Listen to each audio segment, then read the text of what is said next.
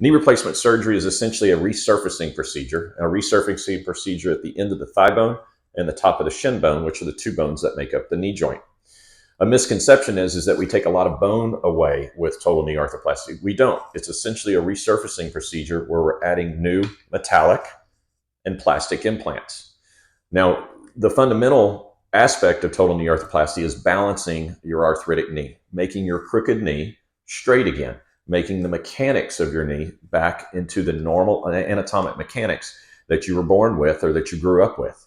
Robotics affords us the ability to do that in a much more sensitive manner by making the bone cuts so much more precise. Now, robotic knee replacement is not where we're playing with joysticks sitting in a booth away from the patient.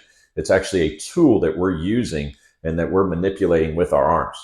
The computer and the robotic portion of it is just keeping us in a very narrow, sensitive parameter for cutting of your bones in order to get the most precise and most balanced knee for what your mechanics are. And each patient's mechanics are different. And so we're marrying the technology with your mechanics in order to give you as natural a knee as we can.